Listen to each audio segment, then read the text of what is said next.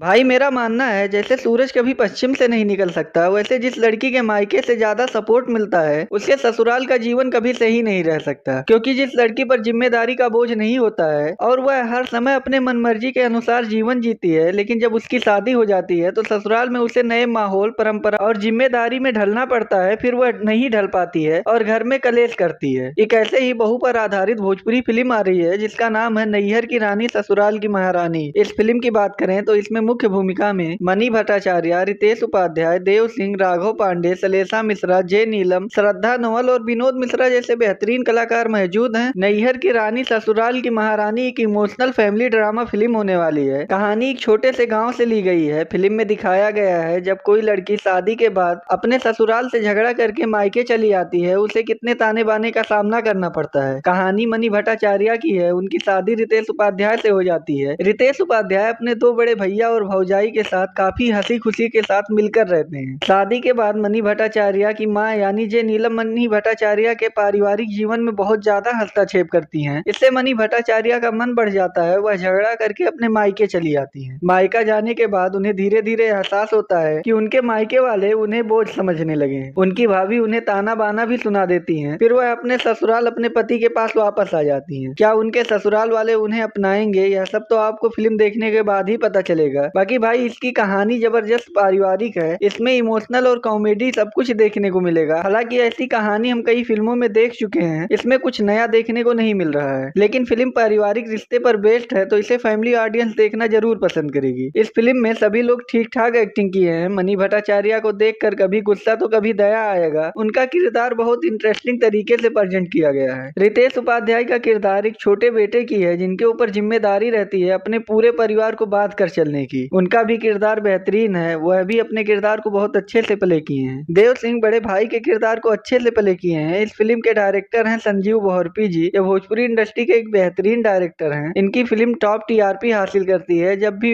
Floor पे आती है। यह ऑलरेडी माई बिना नैहर सुना और बड़की दीदी जैसी बेहतरीन फिल्म बना चुके हैं। इस फिल्म में उनकी डायरेक्शन ठीक है। वह गानों का काफी अच्छा इस्तेमाल किए हैं। बीजीएम भी ठीक है। इसकी सिनेमेटोग्राफी हालांकि साधारण है। कहानी सीधी चलती जाती है। थ्रिल भी मिसिंग है पूरी तरह से। हालांकि इसके विजुअल अच्छा है। हर एक सीन को अच्छे से शूट किया गया है और डायरेक्टर साहब फिल्म की कहानी और भावनाओं को खूबसूरती से सजोने की कोशिश किए हैं। वो कई मामलों में सफल भी होते हुए दिख रहे हैं। ओवरऑल देखें तो यह एक इमोशनल फैमिली ड्रामा फिल्म है। इसमें कॉमेडी परिवार के महत्व को काफी अच्छे से दिखाया गया है और सबसे खास चीज फिल्म संदेश देती है उन औरतों को जो छोटी छोटी बात पर गुस्सा करके अपने मायके चली जाती हैं। मायके जाने के बाद उनके साथ क्या होता है इस चीज को फिल्म में बहुत अच्छे तरीके से दिखाया गया है। बाकी भाई ट्रेलर आप लोग देख लिए हो तो कमेंट में बताओ कैसा लगा। जाते जाते मेरे वीडियो को लाइक और चैनल को सब्सक्राइब करना मत भूलिए।